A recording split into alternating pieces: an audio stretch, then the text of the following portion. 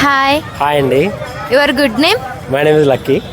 అంటే ఈ మధ్యన అందరూ బెట్టింగ్ యాప్స్ మీద ప్రమోషన్ చేయడం, వాటి మీద ఖర్చు చేసి అప్పులు పాలవుతున్నారు. దీని పట్ల ఏమంటారు మీరు? ఇది నిజంగా గవర్నమెంట్ ఒక రూల్ తీసుకురావాలండి. ఎందుకంటే బెట్టింగ్ యాప్ వల్ల నిజంగా ఒక మంచి పిల్లలు అంటే ఇప్పుడు యూత్ మాలాంటి యంగర్స్ కానీ నెక్స్ట్ ఇప్పుడు టీనేజ్ యంగర్స్ కానీ చాలా మంది వాళ్ళకి ఏం తెలియకుండానే తక్కువ ఏజ్లోనే చనిపోతున్నారు. దీనికి గల ముఖ్య కారణం ఏంటంటే బెట్టింగ్ యాప్స్ అనేవి అసలు ఎవరికి తెలియని వాళ్ళే కూడా ప్రమోట్ చేస్తున్నారు. యాక్చువల్లీ మనం ఒక ఫోన్లో జస్ట్ మనం స్క్రోల్ చేస్తుంటే యాక్చువల్ కొంతమంది సెలబ్రిటీస్లో వాళ్ళకి డబ్బు కోసమో దేనికోసమో అహంకారం ఎక్కి వాళ్ళు బెట్టింగ్ ప్రమోషన్ చేస్తున్నారు. వాళ్ళకి తెలియకుండే వాళ్ళు చాలామందిని చంపేస్తున్నారు. వాళ్ళకి ఆ పాపం ఉంటుంది. దయచేసి నిజంగా ఒక గవర్నమెంట్ అనేది ఒక యాక్ట్ లాగా తీసుకురావాలి. ఇప్పుడు షీటీమ్ ఎట్లా యాక్ట్ ఉందో బెట్టింగ్ ప్రమోషన్ అనేది మొత్తం ఇండియాలో బ్యాన్ చేయాలి, లేకపోతే తెలంగాణలో బ్యాన్ చేయాలనే దాన్ని ఈ స్టేట్ గవర్నమెంట్స్ కానీ ఏపీ కానీ తెలంగాణ తీసుకురావాలనేది నా యొక్క ఒక మంచి కాన్సెప్ట్ తీసుకురావాలనేది నా కోరిక. ఇప్పుడున్న ప్రభుత్వం ఎట్లా ఉంది, బిఫోర్ ఉన్న ప్రభుత్వం ఎట్లా ఉంది? అంటే ఏ విషయంలో? అంటే బెట్టింగ్ విషయంలోనా? బెట్టింగ్ విషయం కాదు, నార్మల్ మొత్తం ప్రజల పాలన అనేది పేరుకే ప్రజల పాలన అనేది కాంగ్రెస్ గవర్నమెంట్ ఉంది.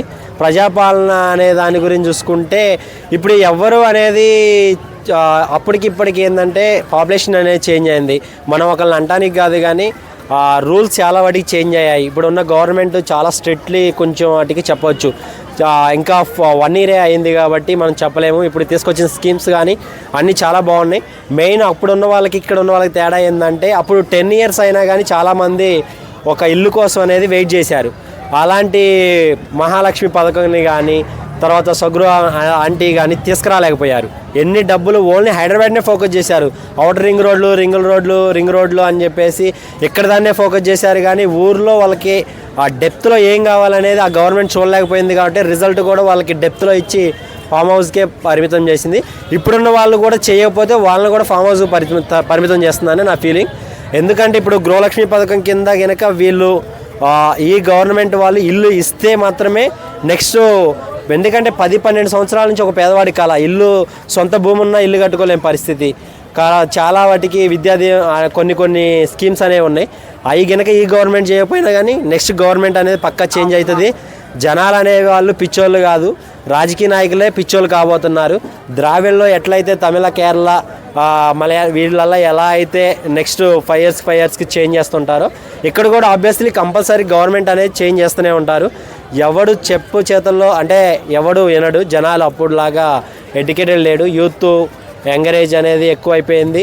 సో దానివల్లే రిజల్ట్ అనేది కూడా చేంజ్ అయిపోతుంది. రానున్న రోజుల్లో గ్రాడ్యుయేట్ ఎలక్షన్స్ కూడా వాళ్ళు ఎవరికి అమ్ముడు పోకుండా చేస్తారనేదే ఇప్పుడు చూపిస్తారు ఇంకో 5 days. మాట్లాడేందుకు డబ్బులు కావాలి, ఓటు వేయాలంటే డబ్బులు కావాలి.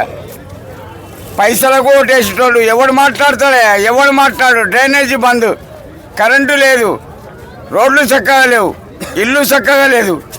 పైసల కోసం ఓట్లేసే నా కొడుకులు మాట్లాడే ధైర్యం ఎక్కడిదయ్యా? మన దగ్గర పోతే పుక్క వల్లెంగుతాడు. డబ్బులు ఇస్తే ఓటు